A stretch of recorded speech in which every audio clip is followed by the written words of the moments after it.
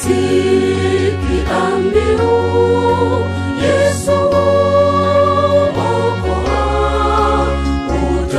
utangazeni kote, Yesu okoa, tiini amri hiyo, nchini baharini, elezeni mbiu hii, Yesu okoa.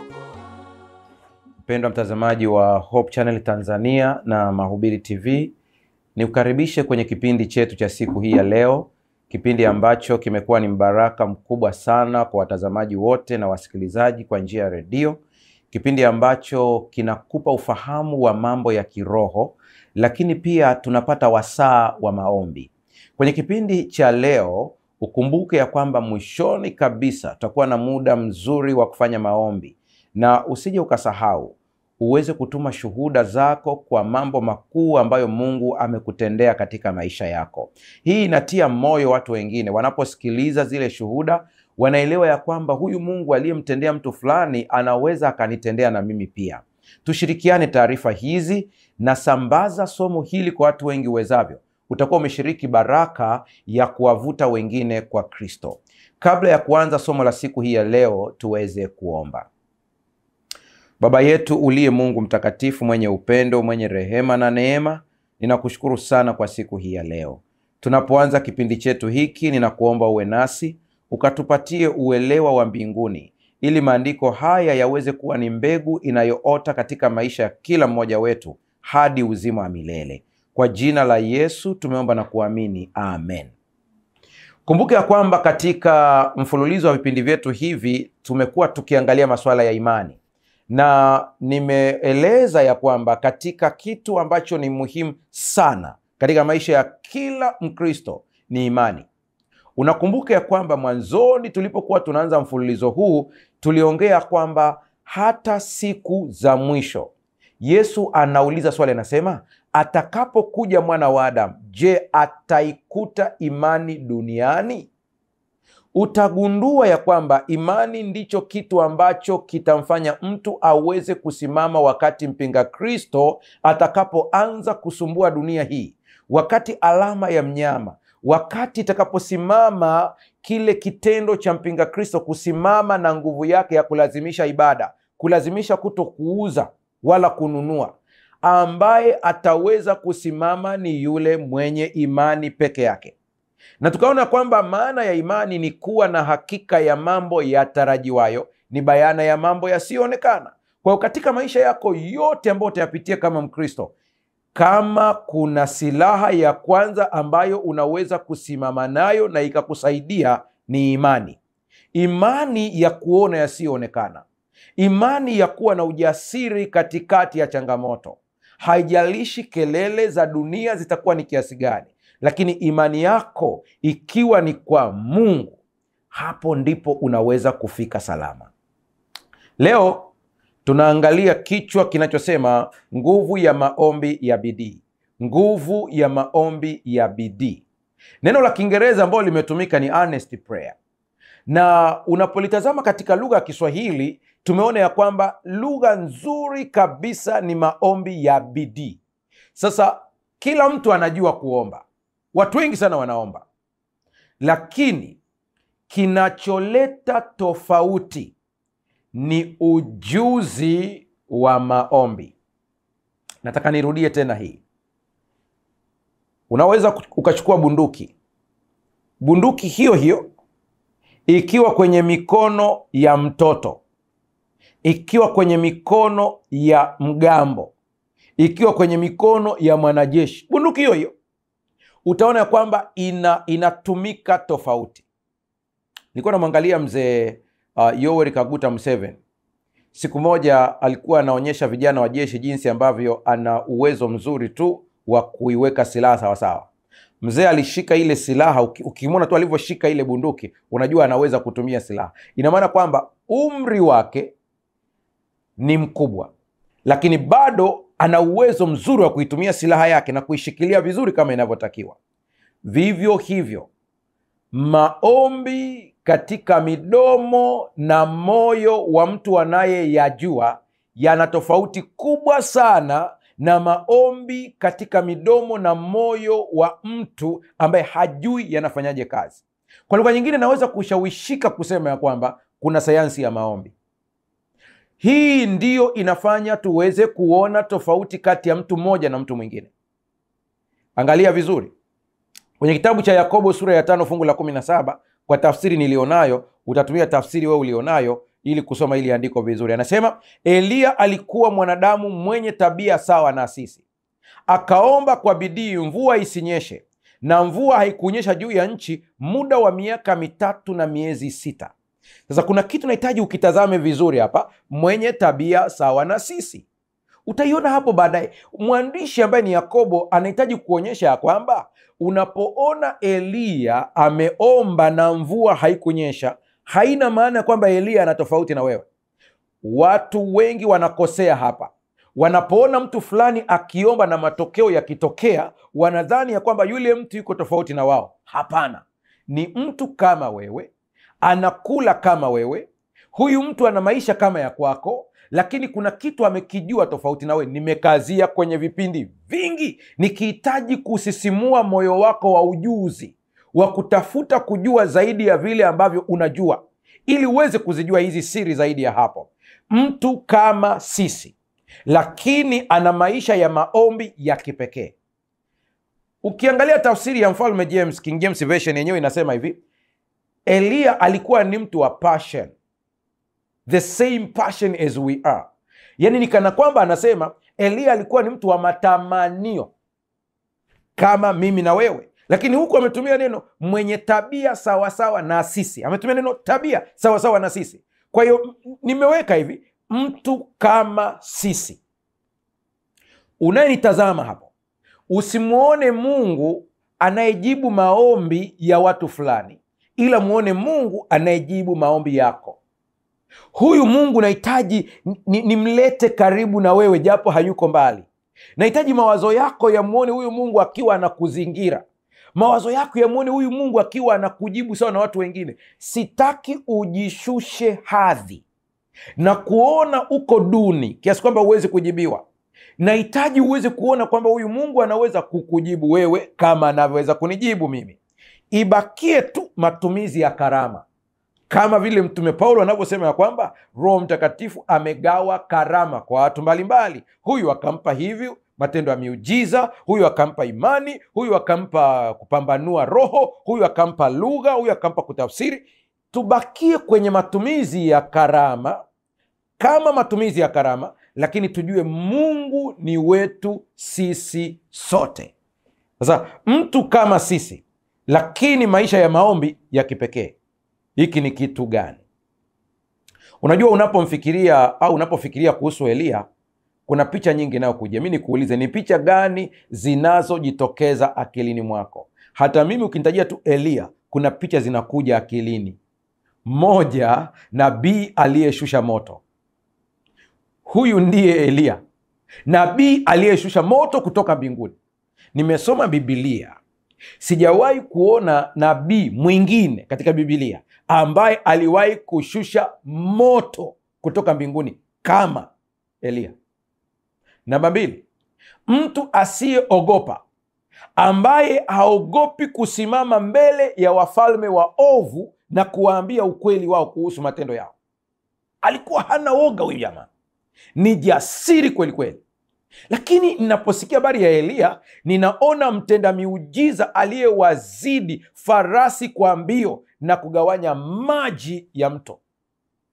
Ana spidi kubwa, si ya kawaida. Kwa hiki kinanijia kwenye akili yangu, ndiyo, Eliya alifanya mambo haya yote, lakini Yakobo sura ya 5 fungu la 17 inatufunulia siri nyuma ya nguvu zake. Inasema Eliya alikuwa mwanadamu mwenye tabia sawa na sisi. Nahitaji nitulia hapa ili uanze kuiangalia tabia yako. Anza kujiangalia tabia yako wewe kama wewe. Tabia ya kupanda na kushuka. Imani ya kupanda na kushuka. Leo unajisikia wa kiroho, kesho unajisikia uko down. Leo unajisikia mtu wa imani, lakini wakati mwingine unakumbwa na mashaka. Baadhi ya watu wamechukulia hili kama ni jambo ambalo linaweza kuwarudisha nyuma kiroho, lakini kwambie, mashujaa wa imani wote unaowafahamu walikuwa hivyo hivyo. Mtazame Petro. Petro leo anaonekana akiwa mwenye nguvu, kesho namkuta ni dhaifu. Petro huyu anamwambia Yesu, Bwana, kama ni wewe niamuru nije kwako. Anatembea juu ya maji kwa imani akiwa anamtazama Yesu. Haikupita hata dakika nyingi, pale pale Petro anapoona upepo anaogopa, anaanza kuzama. Anamkumbuka Yesu, anampigia kelele tena. Yesu anamshika mkono, Petro anaanza kutembea tena. Petro huyu ndiye ambaye siku moja Yesu wakati anauliza wanafunzi wake, watu wananiona ya kwamba mimi ni nani? Wananisemaje huko nje? Kila mmoja akasema, we ni Elia, mwingine Yohana amefufuka. Petro huyu ndiye anasema, wewe ni mwana wa Mungu aliye hai. Yesu anamwambia, damu na nyama haijakufunulia isipokuwa Baba yangu aliye mbinguni. Kwa lugha nyingine, Petro, umeongea na Baba ndio amekuambia. Na anaongea kana kwamba anaambia wanafunzi wengine wote, mmetumia akili zenu wenyewe, lakini Petro ameongea na Baba akapata mafunuo. Dakika chache baadaye Yesu huyu anamkemea Petro, anamwambia, nenda nyuma yangu Shetani. Huyu aliyefunuliwa na Baba sasa hivi amekuwa Shetani. Unaweza ukanitazama ukasema, mchungaji, kwa hiyo unamaanisha nini hapa? Ninamaanisha sitaki Shetani atumie udhaifu wako kukukatisha tamaa, ukaenda mbali na Mungu, ukadhani Mungu hawezi kutenda miujiza katika maisha yako. Eliya alikuwa mwanadamu wa namna moja nasi, mwenye tabia sawa na sisi. Ukisoma kwenye kitabu cha Wafalme wa Kwanza sura ya 19 fungu la 4, utaona kwa kina kile ambacho kinaelezewa pale, kwamba Eliya aliwahi kumwomba Mungu amtoe uhai wake. Ndio, ikiwa kuna wakati ulijiliwa na wazo la kujiua, Eliya ni kwa vile tu hakutaka ajiue, alitaka Mungu ndiye amuue. Kwa kama kuna wakati uliwaza ya kwamba utoke hapa duniani, maisha yamekuwa ni magumu, Eliya alikuwa kama wewe. Ni nabii ambaye alifikia kiwango cha kuwaza Mungu amtoe uhai wake. Kwa kama kuna shida ambayo unaipitia mpaka unawaza kwamba usingelikuwepo duniani, hilo wazo halizuii utendaji wa Mungu kama tu utatubu na kurudi kwenye mstari. Eliya alikuwa mtu wa namna moja nasi. Anaposema alikuwa na tabia sawa na sisi, hizi ndizo tabia za Eliya. Sasa muone Eliya kama mtu ambaye kuna wakati naye alikuwa anakata tamaa hivyo hivyo. Nguvu ya Eliya haikutokana na yeye ni nani, bali jinsi alivyokuwa akiomba. Hii sentensi ni muhimu, nataka ingie kwenye akili yako sasa hapa. Nguvu ya Eliya haikutokana na yeye alikuwa nani, ila alivyokuwa akiomba. Unajua, hata wakati nikiombea watu, wakati mwingine mtu anaweza akadhani kwamba Mungu ananisikia kwa vile mimi ni mchungaji. Hapana, usije ukachanganya mafaili hapa. Kwenye hoja ya utendaji wa Mungu hakuna cheo. Kuna mtu anayesimama kama mtu. Eliya hakujibiwa kwa sababu alikuwa ni Eliya. Eliya alijibiwa kwa sababu alijua namna ya kuomba. Na hapa ndipo tunaanza kuingia ndani kabisa, tuone kile ambacho kimeendelea katika maisha ya Eliya. Sikia, nguvu ya Eliya, narudia tena, haikutokana na yeye ni nani, bali alivyokuwa akiomba. Hakuomba tu, aliomba kwa bidii na mbingu zikasikia. Kuna kitu kinaitwa bidii ambacho lugha ya mkoloni ameita earnest prayer. Kwa hiyo Eliya aliomba kwa bidii. Sasa hii bidii ni ya namna gani? Kuna jambo la kushangaza hapa ambalo inatakiwa tuanze kulitazama kwa makini. Sikiliza, nguvu hiyo hiyo inapatikana kwako wewe. Unanitazama sasa hivi, hii nguvu hii ambayo ilikuwa kwa Eliya iko ndani yako. Umewahi kuona Yesu anawaambia watu, ufalme wa Mungu hauji kwa kuchunguza chunguza, bali ufalme wa Mungu uko ndani yenu. Na ili ujue kwamba anaongea mada tofauti kwa wengine, akasema ufalme wa Mungu u mkononi, anapoongea mada nyingine. Kwa hiyo utajiuliza maswali. Ufalme wa Mungu huu, kuna sehemu anasema u mkononi. Ufalme wa Mungu huu uko ndani yenu. Sehemu nyingine anasema ombeni mkimwambia Mungu ufalme wako uje. Kwa hiyo kuna saa ufalme wa Mungu unakuja. Ni kana kwamba ufalme wa Mungu upo kwenye dimension tatu, upo katika mitazamo mitatu. Inategemea umeangalia mtazamo upi. Ndio sababu mtu akimwona Mungu katika sura moja tu ya hukumu, hawezi kumwona Mungu katika sura ya rehema.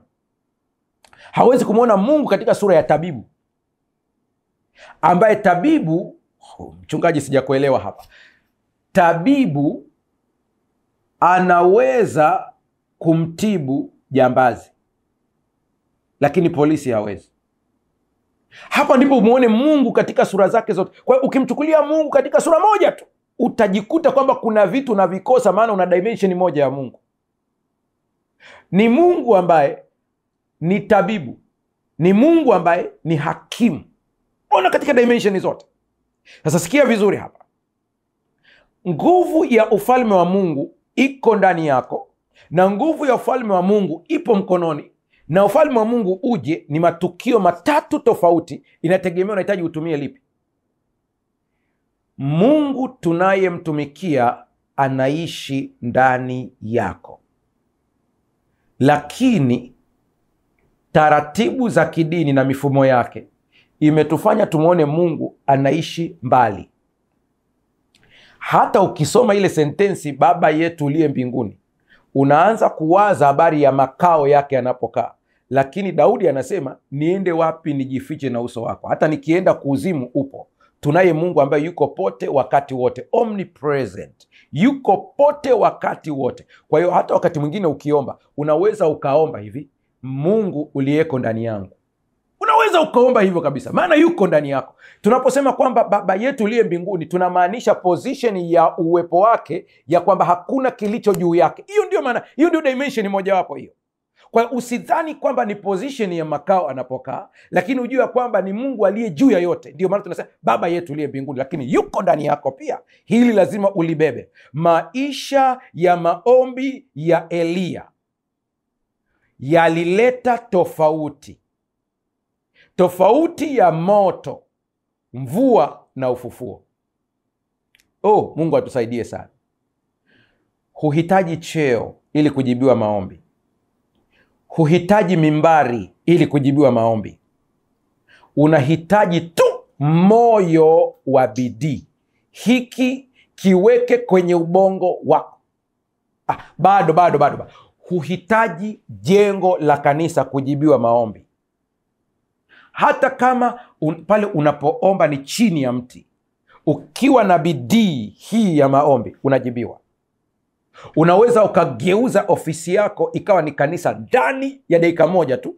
Kitendo kinachohitajika ni kunia. Ukishanuia, ukiweka nia, panabadilika mazingira hayo.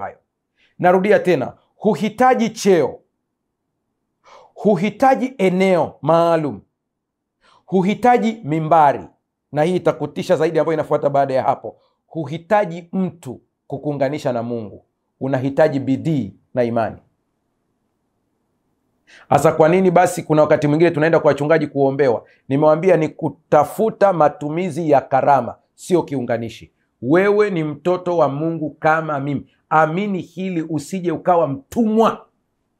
Kwa sababu bila kulielewa hili utakuwa mtumwa wa dini, mtumwa wa viongozi, mtumwa asiyejua kwamba naye ni mtoto wa Mungu ambaye anaweza kumwendea Mungu kama alivyo. Hakuna kinachokuzuia. Sikiliza tena. Kama kuna kitu unakihitaji ili kuweza kuunganishwa na hewa unayopumua, basi kuna kitu unakihitaji ili kuweza kuunganishwa na Mungu. Najua hapa baadhi ya viongozi wa dini wanaweza kuchukia statement yangu, kwa sababu inaondoa barrier. Inamfanya muumini atambue kwamba na yeye ni mtoto wa Mungu kama pasta alivyo. Na ili uweze kuvuna pesa kwa waumini, lazima uwaonyeshe ya kwamba hawawezi kumfikia Mungu isipokuwa apitie kwako. Hili ni kosa. Mungu ni roho, na wamwabuduo imewapasa kumwabudu katika roho na kweli. Mungu ni roho. Hapa nilipo napumua freely, sihitaji kitu kingine.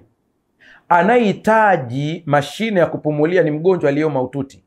Maadamu wewe uko hai kiroho, Mungu ni wako. Narudia tena, tunachohitaji ni karama alizoziweka Mungu kwa watu, lakini sio watu kutuunganisha na Mungu. Mungu ni wako. Hata Yesu wakati anaondoka aliwaambia wanafunzi wake, siwaiti tena watumwa bali marafiki. Angalia kitabu cha Ibrania sura ya 2, kwa muda wako utaisoma. Yesu anatutaja sisi kwamba ni ndugu zake. Anasema hivyo haoni aibu kuwaita ndugu zake. Kwa hiyo Yesu ni ndugu wa kwako wewe, na kama ni hivyo basi, alivyo Yesu ndivyo nilivyo, na kama ni hivyo basi, Mungu anayempenda mwanaye Yesu Kristo ananipenda na mimi, kwa vile na mimi ni mtoto wa Mungu. Hili likiingia akilini mwako, ukaliweka kwa watoto wako nao wazaa, wakatambua hivi ndivyo ilivyo, utampenda Mungu kuliko hapo mwanzo, maana yupo karibu na wewe kuliko ulivyokuwa unawaza wewe. Kinachokufanya wewe umuone Mungu yuko mbali na wewe ni mawazo. Wanasaikolojia walifanya utafiti ufuatao. Wanandoa ambao wanaongea kwa sauti kubwa sana wakati wanapojadiliana jambo, mmoja anaongea kwa sauti ya juu sana wakati mwingine yuko hapa, walichunguza bongo zao, wakagundua kwamba ubongo wa huyu anayepiga kelele unamuona mwenza akiwa mbali ijapokuwa yupo karibu. Kwa hiyo ndio maana anapiga kelele kabisa, wewe unisikii, wewe imekuwa hivi, usikilize. Yani kwa sababu anamuona yuko mbali. Kwa hiyo yuko mbali mentally, japo physically yupo karibu. Ukiona mtu anampigia kelele Mungu wake yuko mbali, haina maana yuko mbali kiukweli, yuko mbali mentally, yuko mbali kwenye akili. Mungu atusaidie sana. Hebu tuangalie maisha ya maombi ya Elia ambayo yana matukio kadhaa yafuatayo. 1, moto; 2, mvua; 3, ufufuo. Inabeba vitu hivi vitatu Elia. Vitu vitatu vipo kwa maisha yake yote, na stori zake zote zinabebwa na vitu hivi vitatu. Nimekuambia 1 ni moto, 2 ni mvua, 3 ufufuo. Kwa kuna vitu vinabebwa hapa, na hivi vyote vina mafunzo kwetu kiroho. Leo tuichunguze kwa kina maombi yaliyobadilisha hali ya hewa. Ndio sehemu ya kwanza hiyo. Yakobo 5:17 ndipo anasema, akaomba kwa bidii mvua isinyeshe, na mvua haikunyesha juu ya nchi muda wa miaka 3 na miezi 6. Kwa cha kwanza ni maombi yanayobadilisha hali ya hewa. Nini kilikuwa nyuma yake? Israeli ilikumbwa na tukio la kutisha sana. Mfalme Ahabu alimuoa mwanamke anaitwa Yezebeli. Yezebeli alikuwa ni mwabudu miungu na anatajwa pia mchawi katika lugha zote hizo. Yeye Yezebeli alikuwa na miungu ya kwao aliyoileta katika Israeli. Israeli ikabadilika kutoka kumwabudu Mungu mmoja ikawa inaabudu miungu mingi, na Ahabu alishiriki hadi kujenga mahekalu ya miungu hiyo. Mmoja ni mungu wa Ashtoreth ambaye tunamuita Ishta, mwingine alikuwa ni mungu ambaye anaitwa Marduk. Kulikuwa na miungu mingi, na mungu ambaye alikuwa anaabudiwa sana alikuwa anaitwa Baal. Baal alijizulia umaarufu kwa sababu aliaminika kwamba anaweza kuwasaidia watu kupata hali ya hewa nzuri ili mazao na ng'ombe waweze kuishi vizuri. Kwa ndio maarufu wa Baal. Ndio sababu Elia anapokuja anaibua hoja ya Mungu yupi anayeweza kujibu na kubadilisha hali ya hewa. Anapomleta Mungu wa mbinguni, muumba wa mbingu na nchi na bahari na vyote vilivyomo, hoja inakuja, ikiwa Baali ndiye mleta mvua tujue, ikiwa Mungu wa mbinguni ndiye mleta mvua tujue, tutajuaje sasa? Elia anasimama akimkemea Ahabu mwabudu miungu, akamwambia mvua haitanyesha. Ukisoma lile fungu la Elia wakati anapoongea, anaongea kama anaka kiburi fulani hivi, lakini usitafsiri katika lugha ya kiburi. Anasema hivi, mvua haitanyesha muda wa miaka 3.5 isipokuwa kwa neno langu. Anaposema neno langu, Elia ni mwakilishi wa Mungu kwa asilimia zote. Ni kana kwamba anamwambia Ahabu, tupime tuone yupi Mungu wa kuabudiwa. Elia akaondoka, mvua ikagoma. Hapa utajiuliza bidii iko wapi? Wale ambao wamefuatilia vizuri mafunzo ambayo nayatoa kupitia Mahubiri TV pamoja na Hope Channel, nimesema kuna maombi ya kutamka na kuna maombi ya upatanishi. Kuna maombi ya aina nyingi. Hapa Elia alitumia maombi ya kutamka. Yana nguvu kwa sababu anahitaji kumuinua Mungu halisi ajulikane. Nasema karama ya miujiza na maombezi sio kwa ajili ya entertainment. Yaani uweze tu kuamua kuitumia unavyopenda. Kwa vile Mungu amekupa karama ya miujiza, amekupa karama ya maajabu, unaanza tu kufika unakuta watu wamekaa wengi, unaambia nataka niwabadilishie maji mnywe juisi. hiyo ni entertainment, lakini lazima itumike kwenye matukio maalum ambayo yanaleta utukufu kwa Mungu. Ndio maana hapa unamsikia Eliya anaongea kwa ujasiri, anamwambia Ahabu, mvua haitanyesha isipokuwa kwa neno langu. Na kweli mvua ikagoma, haikunyesha. Na ujue, relax kidogo hapo na nitazama, ukiwaombea watu laana itawapata, ila na wewe utakula matokeo kwa saizi yako. Pasta, sasa hapo inakuwaje? Mvua ilipogoma, Eliya na yeye alikosa chakula. Ikatokea tu Mungu akamuita kunguru, akaanza kumlisha mkate na nyama, protein na carbohydrate. Sayansi imeprove zikienda sambamba zinasaidia kiwango cha sukari kwenye mwili. Kumbe haya yote hapo kwenye Biblia. Lakini njaa ilipozidi, Ahabu akawa makini na mikate yake, kiasi kwamba kunguru naye akakosa hata mkate wa kumchukulia Eliya. Ndipo Eliya akachukuliwa akapelekwa moja kwa moja hadi kwa mwanamke mjane wa Sarepta. Mungu ni wa ajabu. Hakumpeleka Eliya kwa watu wenye uwezo mkubwa, alimpeleka kwa mjane, ili kwa kitendo cha mjane kumlisha Eliya, mjane naye abarikiwe. Angalia jinsi mambo ya Mungu yalivyo. Mjane anamlisha Eliya na mjane naye anabarikiwa, hatua kwa hatua, mpaka ukame unaisha. Ukame unapoisha, Eliya anarudi. Hebu sikia hapa, mtu mmoja aliomba na mbingu zikafungwa. Kwa nini? Kwa sababu moyo wa Eliya ulikuwa na mzigo juu ya dhambi za Israeli. Maombi yake yalikuwa jasiri, yenye imani, na yalikubaliana na mbingu, yalienda sambamba, aligned. Tunafanya wheel alignment kwenye magari. Gari ambayo haijafanyiwa wheel alignment, unaona jinsi inavyoenda. Ikifanywa wheel alignment, safi kabisa, inaenda vizuri kabisa.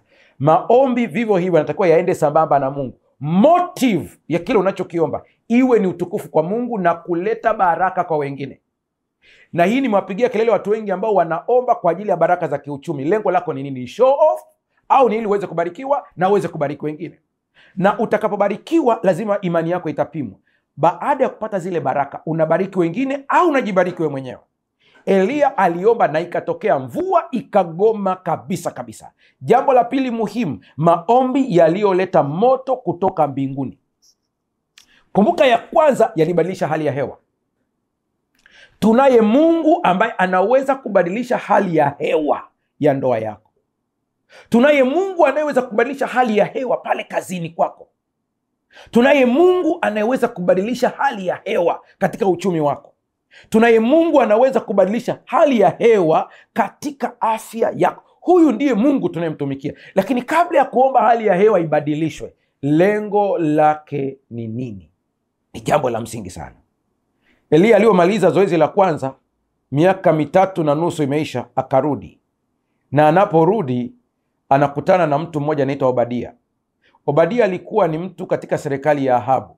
Pamoja na mauchafu yote ya Ahabu aliyofanya, Obadia alikuwa ni mcha Mungu. Mcha Mungu wa pekee sana. Unajua, wakati huyu Ahabu ameua manabii wa Mungu, Obadia aliwachukua manabii takribani 70, akawaficha kwenye mapango, akawa anapelekea chakula kwa siri. Kila wakati anapeleka kwa siri wale na maji. Huku Ahabu anatafuta wako wapi manabii wa Mungu ni wamalize. Obadia aliwaficha. Katika kila serikali kuna wacha Mungu wako hapo. Nenda ukaangalie wakati wa serikali ya Babeli, walikuwepo akina Shadraka, Meshaki na Abednego. Nenda ukaangalie wakati wa serikali ya kule Misri, Farao akitawala, walikuwepo akina Yusufu. Laiti viongozi wa serikali wangelijua kuna baadhi ya mambo yanaenda vizuri kwao, sio kwa sababu yao, ila kuna wacha Mungu wachache wanaoomba. Wapo katika ofisi fulani, wapo mahala fulani, hawa ndio wanaoshikilia ofisi yako. Ukijua hili, wewe ambao umepewa madaraka na cheo, utaheshimu wafanyakazi walioko chini yako ambao wanakuomba ruhusa ya kwenda kuabudu. Yako baadhi ya mambo hayakupati kwa sababu yao. Obadia alivyokutana na Eliya, Eliya akamwambia, nenda ukamwambia Ahabu umeniona. Siwezi kusahau maneno ya Obadia, yapo akilini mwangu mpaka leo. Akamwambia Eliya, mtumishi wako, yani kana kwamba anambia, nimekosa nini? Mbona unaniingiza kwenye matatizo? Na anamsimulia, anamwambia, hakuna ufalme hapa ambapo Ahabu hakutuma watu kukutafuta. Wewe nitazame vizuri, wewe ambaye umebahatika kuwa na televisheni yako leo na ambao unasikia kwa njia ya redio, nisikilize vizuri. Eliya alikuwa sehemu ambayo analishwa na kunguru, lakini Ahabu alikuwa bize kutuma watu kwenye falme mbalimbali ili kumkamata Eliya. Mungu anaweza kukuficha, haijalishi maadui zako wanakutafuta kiasi gani. Eliya akaingia kwa nyumba ya mjane, na kuna uwezekano mkubwa hata pale alipokuwa Sarepta walituma wajumbe kumtafuta, lakini hawakuingia katika nyumba ya mjane, maana hakuna mtu ambaye aliwaza kwamba Eliya anaweza kuishi kwenye nyumba ya mjane. Huyu ndiye Mungu tunayemtumikia. Kuna wakati Mungu anaweza akaruhusu utolewe kwenye madaraka, sio kwa sababu anakuchukia, ila ni ili akufiche. Kuna wakati Mungu anaweza kuruhusu ukakosa tripu za ofisini, wamepeana tripu zao wanaofahamiana, Mungu akawafunga macho na wewe usikumbukwe, usilalamike. Wakati mwingine Mungu anaruhusu matukio hayo ili akufiche, usionekane. Obadia anamwambia, hakuna ufalme ambapo bwana wangu hakutuma watu ili kukutafuta. Sasa anamwambiaje? Unahitaji niende kumwambia mfalme kwamba nimekuona. Baada ya hapo, alafu anasema baada ya hapo Roho wa Bwana akutwae. Akiniuliza yuko wapi, tukija kukuangalia umetwaliwa. Si unataka kifo? Hajajibu sawasawa, anamwambia, mtumishi wa Mungu, huenda tu umesahau, ngoja nikuambie. Wakati Ahabu anaua manabii, mimi nimewaficha 70 pangoni. Unaweza usinielewe kwamba hivi anamaanisha nini. Anataka kusema hivi, nimetenda mema kwa watumishi wa Mungu, sistahili adhabu ya kukatwa kichwa. Maana nikienda kutoa taarifa alafu Mungu akutwae. Ndipo akamwambia, usiogope, sitatwaliwa, nenda ukamwambie. Akaenda akamwambia.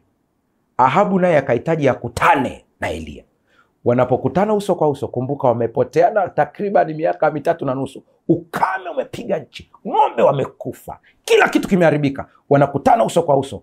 Ahabu anamwambia Eliya, wewe ndiye mtaabishaji wa Israeli. Eliya naye anamwambia, ni wewe.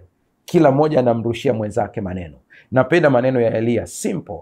Anasema, tusihangaike sana, twendeni katika mlima Karmeli. Weka sadaka yako na manabii wako. Manabii wako ni zaidi ya 300.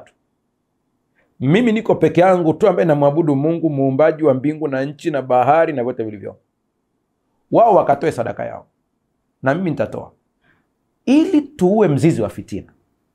Mungu atakayejibu kwa moto, ikajulikane leo ya kwamba huyo ndiye Mungu. Unajua manabii wa Baali waliomba, wakajikatakata. Eliya naye akawa anawakebehi, anawambia ongezeni maombi, kazana, labda amelala. Alafu baadaye wanakazana, mwisho anambia kazaneni, huenda labda ameenda mahala fulani safarini. Nisikilize hapa.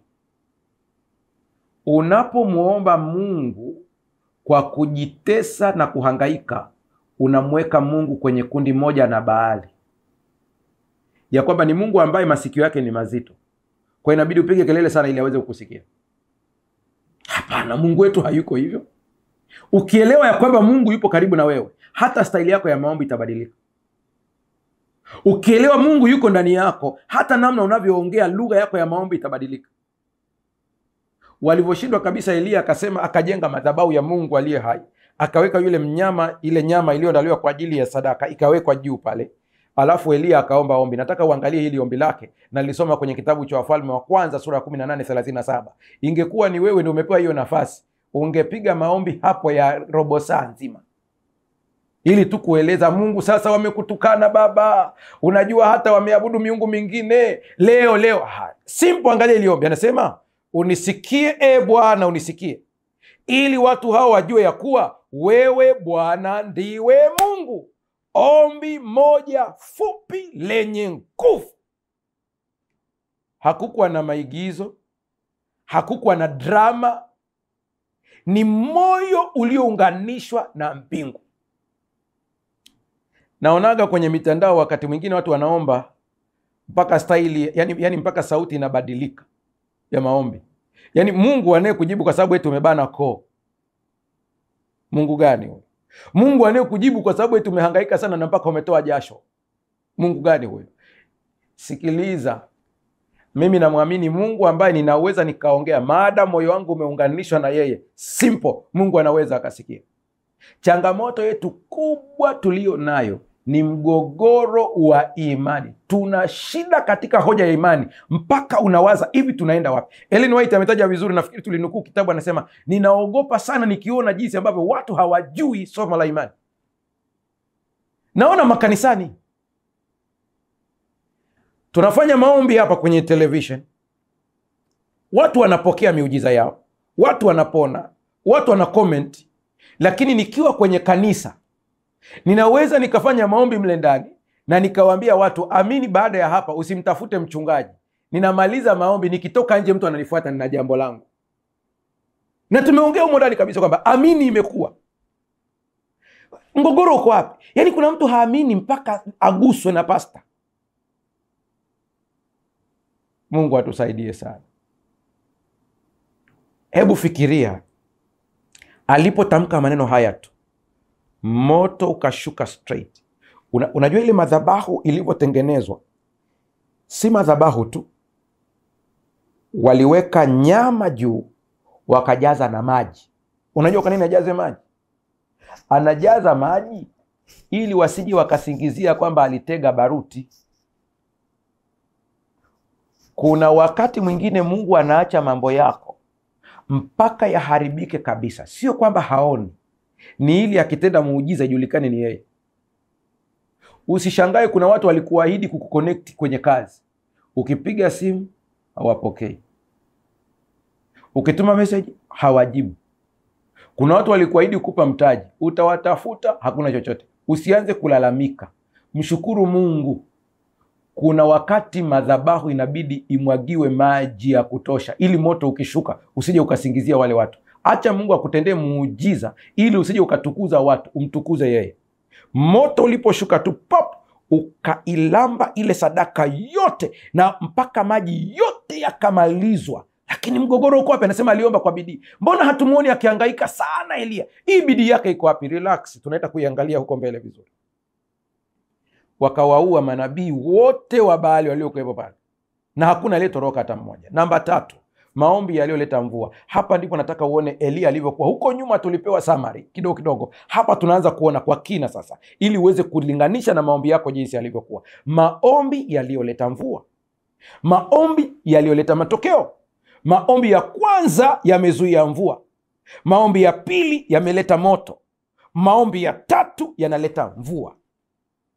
Elia huyu mmoja, na ukimtazama maisha yake katika manabii ambao walikuwa hawana hela, Elia alikuwa na kanguo kake kamoja, akikavaa hako watu walishamkariri. Yaani hata watoto ukiwauliza kama unamtafuta Elia, hujui alikatiza wapi, unaweza ukauliza watoto barabarani, mmemuona Elia akipita hapa? Alafu anakuambia hapana, tujamuona. Unauliza mlimuona babu mmoja amepita hapa na kakoti ka blue? Wanakwambia ndio, amekaririwa.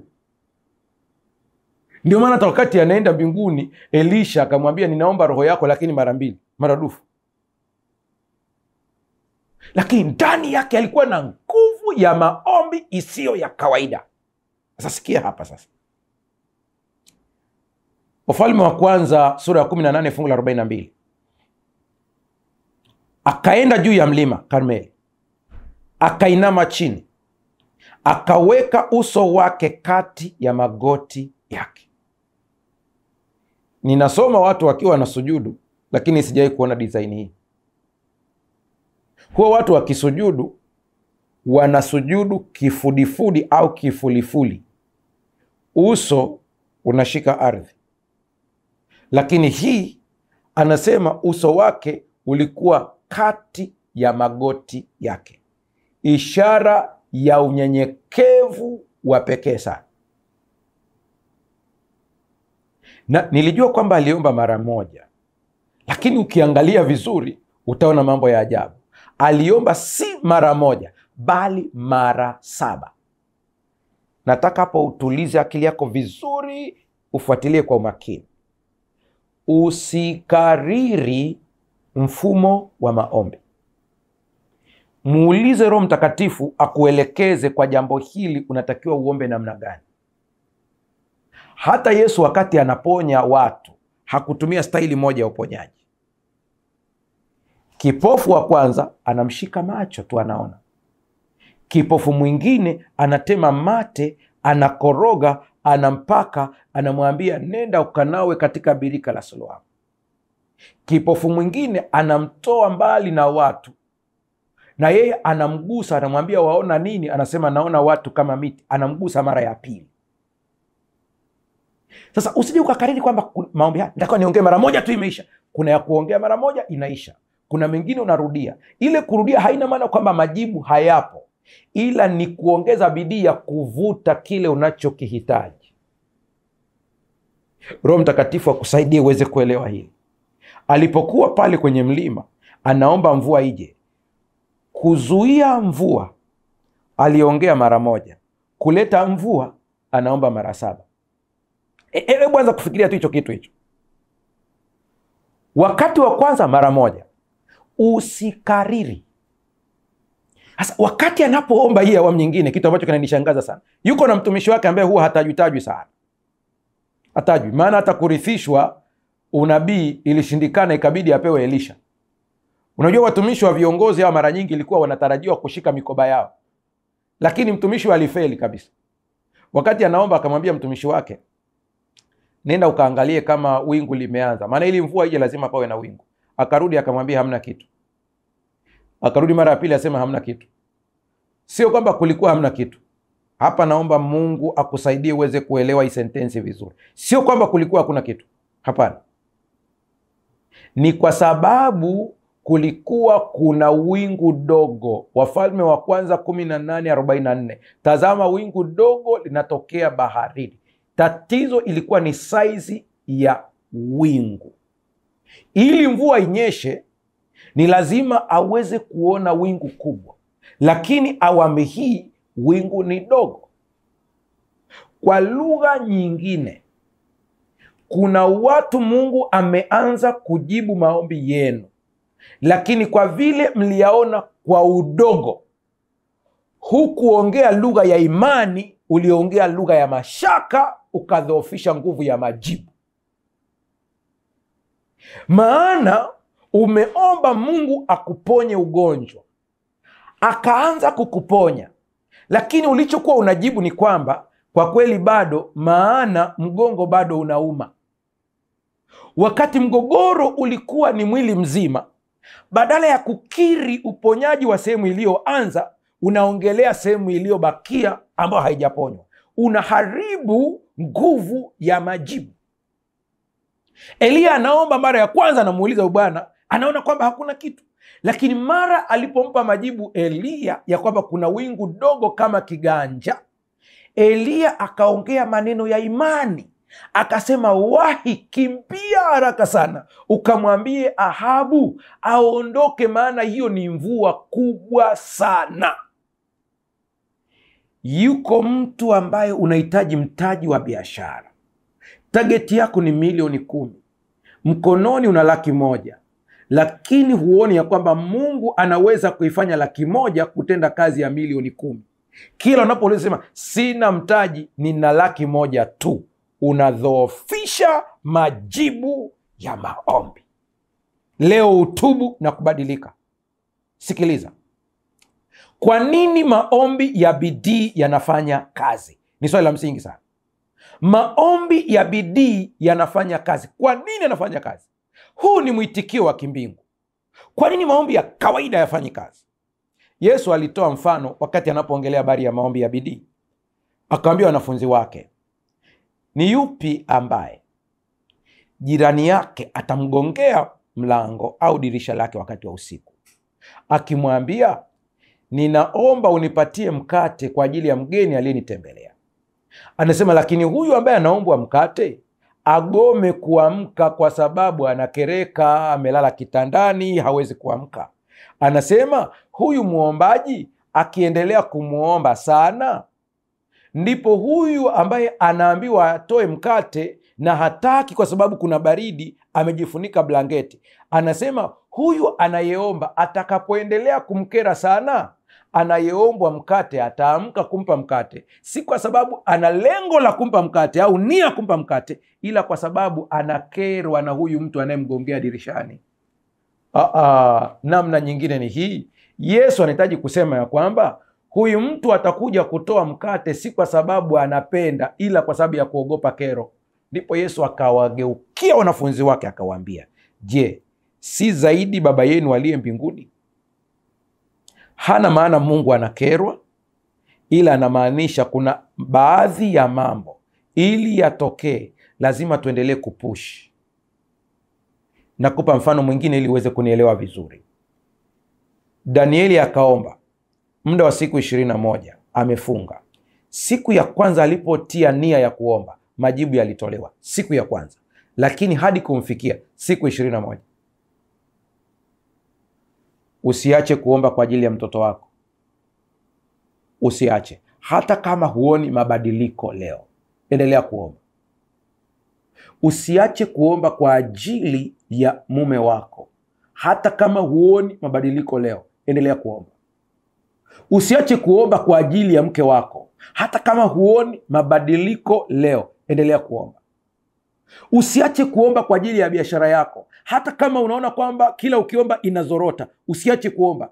Mungu anakuja kukuletea baraka ambayo italipa mpaka yote yaliyopita. Usiache kuomba. Yako baadhi ya maombi inakubidi uendelee kupush, inakubidi uendelee kuomba, inakubidi uendelee kuongea na Mungu, inakubidi uendelee kuongea na Mungu katika lugha ya imani. Kwa nini maombi ya bidii yanafanya kazi? Namba 1, yanakubaliana na mapenzi ya Mungu. Wakati fulani unapoendelea kuomba ni kwamba unabadilisha maisha yako yapelekane na kile ambacho Mungu anahitaji.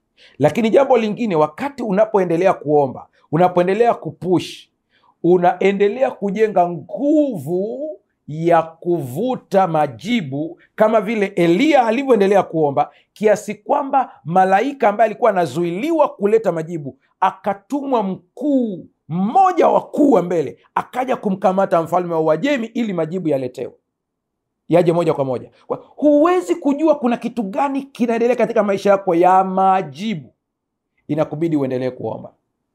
Kwenye kitabu cha Yohana wa kwanza sura ya 5 fungu la 14 anasema, na huu ndio ujasiri tulio nao kwake, ya kuwa tukiomba kitu sawasawa na mapenzi yake atusikia. Maombi ya bidii si kuhusu kutimiza mapenzi yetu binafsi, bali ni kuhusu kutafuta na kuomba kulingana na mapenzi ya Mungu. Tunapolingana na mapenzi yake, tunakuwa na uhakika kwamba anatusikia na anatujibu maombi yetu. Kwa hiyo wakati mwingine unapoendelea kurudia kuomba, unapoendelea kumwomba Mungu, si kana kwamba wewe unalazimisha. Ina maana ya kwamba unabadilishwa ulingane na mapenzi yake. Namba 2, yanashirikisha moyo wote. Unajua, wakati fulani tumeangalia andiko linasema, wawili wenu wanapokubaliana jambo watatendewa. Lile andiko tumelitafsiri tukiwa tunamaanisha kwamba watu wawili, lakini lina maana zaidi ya moja. Moja ya maana yake ni hii: wawili wenu. Wawili wenu, akili yako ikikubaliana na moyo. Mchungaji, bado hapo sijakuelewa. Yesu akawaambia, amin amin nawaambia, yeyote atakayeuambia mlima huu ng'oka, kutamka inabidi akili ndio ikomani mdomo kutamka. Yeyote atakayeuambia mlima huu ng'oka, wala asione shaka nafsini mwake. ila ayaamini ya kwamba ayaombayo yametukia yatakuwa yake. Kumbe maombi ya bidii yanatusaidia sisi kushirikisha moyo. Moyo maana yake ni kufurahia na kukiona kile ambacho kimetendeka tayari kwa njia ya imani, hata kama macho na reason yetu haioni. Yeremia 29 fungu la 13 anasema, nanyi mtanitafuta na kuniona mtakaponitafuta kwa moyo wenu wote. Mtu anayefanya jambo kwa moyo ni mtu ambaye hakati tamaa. Nini kinakufanya usikate tamaa? Kuna namna unaliona jambo tofauti na watu wengine jinsi ambavyo wanaona. Ukiomba kwa moyo usiokata tamaa, matokeo yanakuja. Mungu anajibu wale wanaomtafuta kwa moyo wao wote. Maombi ya bidii yanahitaji kujitolea kikamilifu bila kushikilia chochote cha nyuma. Hapa ndipo kuna pointi muhimu sana. Kuna mtu anakuambia, lakini nimeomba sana sikuona matokeo. Unaongea story. Lakini kuna wakati nilimwambia sikuona matokeo. Unaongea story. Ongea sasa, ona kwa imani. Namba 3, kwa nini maombi ya bidii yana matokeo? Namba 3, yanaachilia nguvu ya Mungu. Mathayo 17:20, Yesu akawaambia, kwa sababu ya upungufu wa imani yenu, kwa maana ami nawaambia, mkiwa na imani kiasi cha punje ya haradali, mtauambia mlima huu, ondoka hapa uende kule, na utaondoka, wala halitakuwako neno lisilowezekana kwenu. Kumbe mgogoro ni imani. Imani ni nini? Ni kuona mambo yasiyokuwepo kana kwamba yako tayari. Maombi ya bidii yanashirikisha macho ya rohoni kuona mambo ambayo hayaja kuwepo kana kwamba yako tayari. Maombi ya bidii yanafungua milango ya miujiza na uwezekano usio na kikomo, kwa sababu yanatuunganisha na nguvu za Mungu zisizo na mipaka. Nimeongea kwa herufi kubwa ili iingie akilini mwako vizuri. Nguvu za Mungu zisizo na mipaka. Unanitazama, umeambiwa kwamba una saratani na huwezi kupona. Nguvu za Mungu hazina mipaka. Unanitazama na umefukuzwa kazi na hakuna namna ya kurudi tena. Nguvu za Mungu hazina mipaka. Unanitazama na tumbo lako limefungwa na umeambiwa huwezi kupata mtoto tena. Nguvu za Mungu hazina mipaka. Unanitazama na una urahibu wa mambo ambayo umejaribu kuiacha imeshindikana na umejiona kabisa uwezi. Nguvu za Mungu na kuambia hazina mipaka. Mungu anaweza akatenda zaidi ya vile ambavyo unatarajia wewe. Mungu atusaidie sana. Kitabu cha Njia Salama ukurasa wa 94 paragrafu ya 2, kile cha Kiingereza, anasema maombi ya bidii ya imani yataileta roho katika mawasiliano na nguvu za mbinguni. Maombi ya bidii sio lele mama, sio maombi ya kugusa kwa kujaribu tu, sio maombi ya mtu ambaye anasema ngoja nione kama itatokea. Maombi ya bidii. Maombi ya bidii ni maombi ambayo unaomba ukiamini ya kwamba Mungu anakutendea bila kukata tamaa. Nimesema kuna ambao utatamka mara moja itatokea, kuna mengine itabidi urudie mara kadhaa. Elia aliomba mara 7. Wewe umeomba kidogo tu umekata tamaa. Hapana, wakati mwingine endelea, na utasikia Roho wa Mungu anakuongelesha ndani kabisa ya kwamba endelea kuomba, endelea kuomba, endelea kuomba. Bidii yako inakuunganisha na nguvu za Mungu zisizoonekana. Tunapokaribia kufunga kipindi chetu, natamani uweze kuona ni kitu gani ambacho kinazuia maombi ya bidii. Maombi ya bidii yana mambo ambayo yanaweza kuyazuia pia. Ni yapi? Umekumbuka kwamba wakati Danieli anaomba, aliungama dhambi yake na dhambi ya taifa lake. Namba 1, kitu ambacho kinazuia maombi ni dhambi inayofahamika isiyoungamwa. Hii zingatia vizuri kabisa. Dhambi inayofahamika isiyoungamwa. Tunatenda dhambi ambazo hatuzijui. Hiyo huwezi kuhukumiwa katika hilo. Sina maana kwamba huwezi kuhukumiwa mbele za Mungu, lakini namaanisha kwamba huwezi kuhukumiwa na kuzuiliwa maombi yako kwa sababu ya dhambi usiyoifahamu. Neema ya Mungu inakukava. Lakini dhambi ambayo unaifahamu na unakataa kuiungama, inazuia maombi yako. Zaburi 66 fungu la 18, kama ningaliwaza maovu moyoni mwangu, Bwana asingesikia. Daudi hana maana kwamba hajawahi kutenda dhambi, ila anamaanisha kwamba kila dhambi ambayo anaifahamu aliungama. Ni dhambi gani ambayo bado inakusumbua wewe?